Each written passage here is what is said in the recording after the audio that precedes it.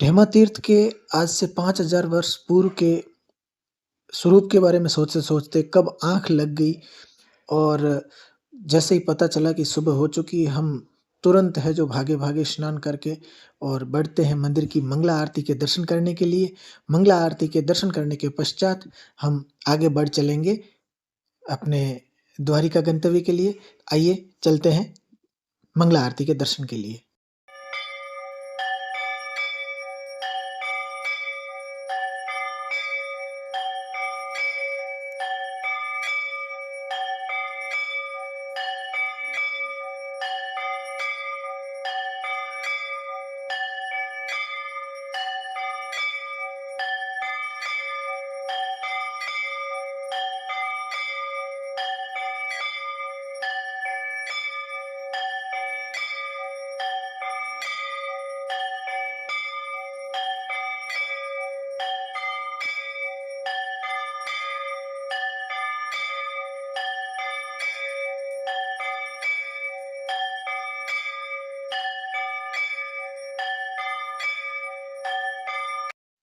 आरती पूर्ण होने के पश्चात हमने पुजारी जी से आशीर्वाद लिया और भगवान धरणीधर से विदाई लेते हुए आगे की तरफ बढ़ चले बाहर। धरणीधर भगवान की जय। आज हमारी यात्रा का 7वां दिन। भगवान धरणीधर के दर्शन करके ढेमा से और हम रवाना हो रहे हैं द्वारिका के लिए। जय श्री कृष्ण।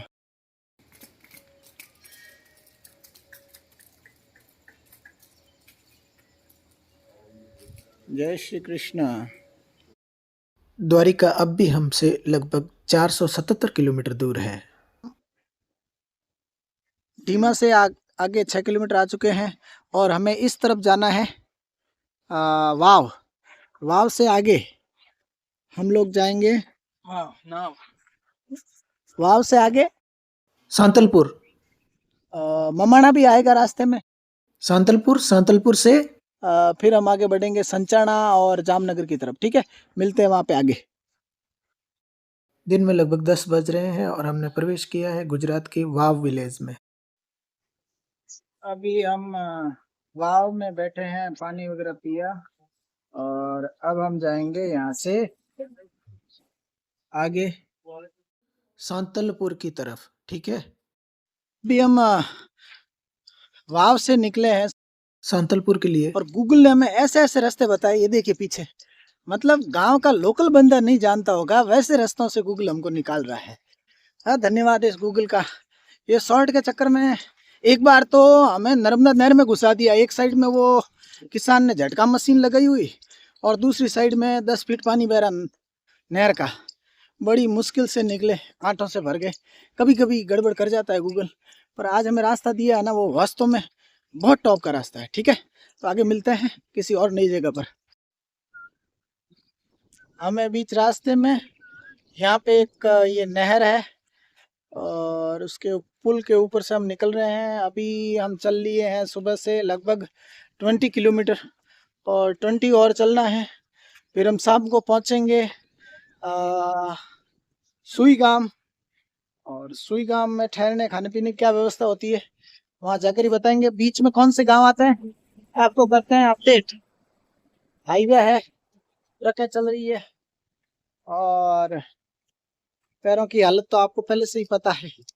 ठीक है, मिलते हैं नेक्स्ट।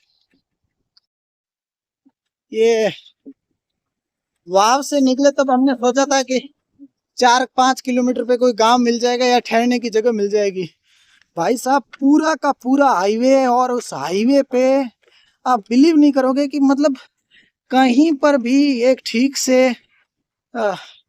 एक रुक के अपन ठंडी सांस ले सके ऐसी कोई जगह ही नहीं है। मतलब पूरे की पूरी धूप ही धूप है, भयंकर वाला, और लू चल रही है। हाईवे पे तो कहीं रुक ही नहीं सकते। तो फिर नेक्स्ट है और बबूल की झाड़ियां है टोटल आसपास। तो भाटवट करके कोई गांव बता रहा है 2 किलोमीटर दूर, तो हम 2 किलोमीटर दूर भाटवट गांव में जाके देखते हैं कोई रुकने लायक जगह मिल जाए, नहीं तो आज तो जान निकल जानी है। इतनी भयंकर धूप और हमें चले हुए वहां से हो गए लगभग 7 किलोमीटर, 7 या 8 किलोमीटर, कुछ भी नहीं है और ज़बरदस्त धूप है। हमने सोचा था यार कुछ तो मिल जाएगा जहाँ पे हम बैठ सकें, कुछ भी नहीं।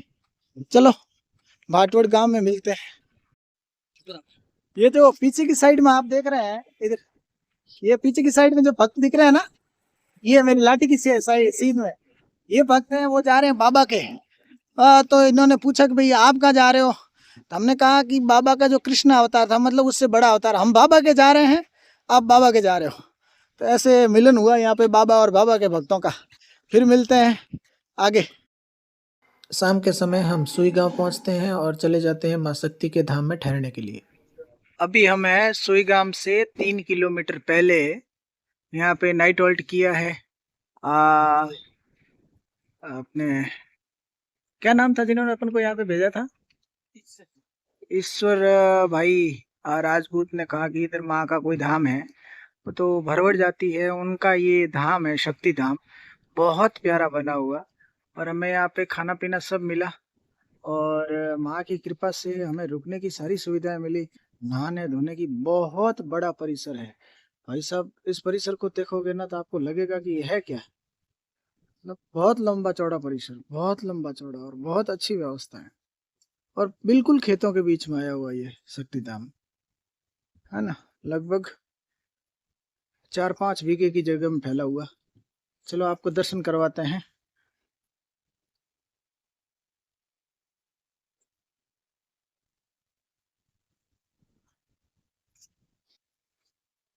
ये है माँ का धाम और माँ आदि शक्ति का, ये ऊपर लिखा हुआ ना शक्ति माता नु मंदिर, सुईगाम में है और भरवड़ जाति का है।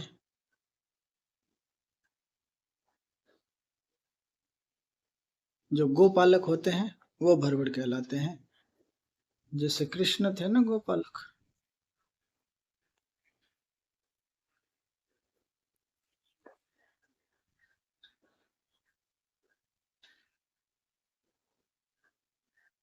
ये देखो ये कान्हा जी बैठे हैं, देख रहे हैं? हाँ, ये शेषनाग विराजमान है, ये माँ आदि शक्ति है और ये हंस वाहिनी है। हाँ, कितना सुंदर रूप है माँ का। ठीक है, तो मिलते हैं सुबह। जैसे बच्चा अपनी माँ के गोद में निर्भय होकर सोता है, वैसे ही माँ शक्ति के धाम में हम निर्भय होकर के और बड़े आनंद पूर्वक सोए और हमने इस यात्रा का सबसे सुखद रात हमने बिताई। चलिए, सुबह चलने के लिए सोना जरूरी है, तो आप सबको जय द्वारिकाधीश की, जय माँ आदिशक्ति, जय जय श्री राधे। मिलते हैं सुबह।